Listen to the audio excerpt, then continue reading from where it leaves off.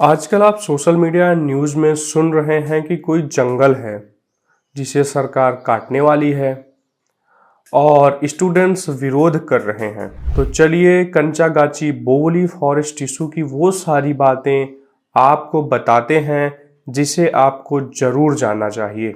हैदराबाद के दिल में स्थित 400 एकड़ के जंगल को नीलाम करने के सरकार के फैसले ने बड़े पैमाने पर छात्र विरोध को जन्म दिया है और सुप्रीम कोर्ट को भी इस मामले में हस्तक्षेप करना पड़ा है। 3 अप्रैल 2025 को सुप्रीम कोर्ट ने तेलंगाना सरकार को कंचागाची बोवली वन क्षेत्र में वनों की कटाई पर रोक लगाने का निर्देश दे दिया है।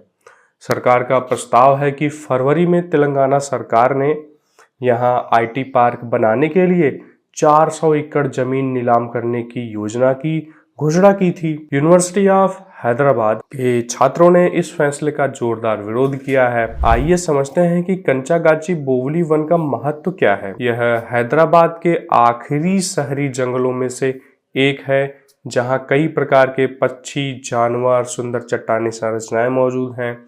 यह जंगल शहर के तापमान को कम करने, हवा को शुद्ध करने और पर्यावरण संतुलन बनाए रखने में मदद करता है।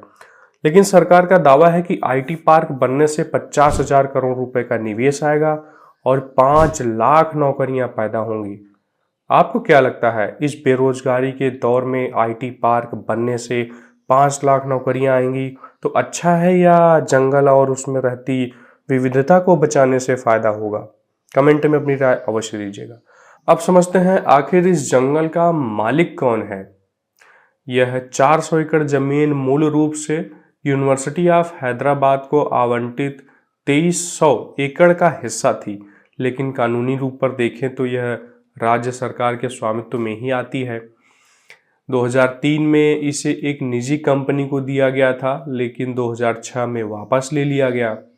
इस जमीन को कभी भी वन के रूप में अधिसूचित नहीं किया गया है, जो इस मुद्दे का मूल कारण है।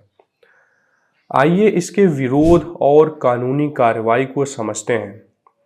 छात्रों और पर्यावरण कार्यकर्ताओं ने टीएन गोदावर्मन थिरुमुलपद मामले 1996 में सुप्रीम कोर्ट में इस फैसले का हवाला दिया कि जिसमें कहा गया कि वन आच्छादित किसी भी जमीन को वन भूमि माना जाएगा। ऐसा सुप्रीम कोर्ट ने आदेश दिया था। 30 मार्च को सरकार ने जमीन साफ करने के लिए 50 से अधिक भूमिगत मशीनें भेजी थी, जिसके बाद छात्रों ने हिंसक विरोध शुरू कर दिया था। तेलंगाना हाई कोर्ट और सुप्रीम कोर्ट ने इस मामले में हस्तक्षेप किया और वनों की कटाई पर रोक लगा दी है। फिलहाल तो रोक लगी है। तो अब आगे की कार्रवाई क्या होगी? जैसा कि सुप्रीम कोर्ट ने 16 अप्रैल तक एक केंद्रीय समिति को इस मामले की जांच करने का निर्देश दिया है, वहीं तेलंगाना सरकार ने इस मुद्दे को हल करने के लिए एक मंत्री समूह का गठन किया है। कंचनगाची बोवली वन का मुद्दा पर्यावरण संरक्षण और आर्थिक विकास के बीच संतुलन बनाने की चुनौती को उजागर करता दिखाई दे रहा है। इस मामले का अंतिम नतीजा हैदराबाद के भविष्य के लिए महत्वपूर्ण साबित हो सकता है। आप अपनी राय भी हमारे साथ जरूर शेयर करिएगा। मिलेंगे एक नए वीडियो के साथ, तब तक आप लोग अपना ध्यान रखिए। धन्यवाद।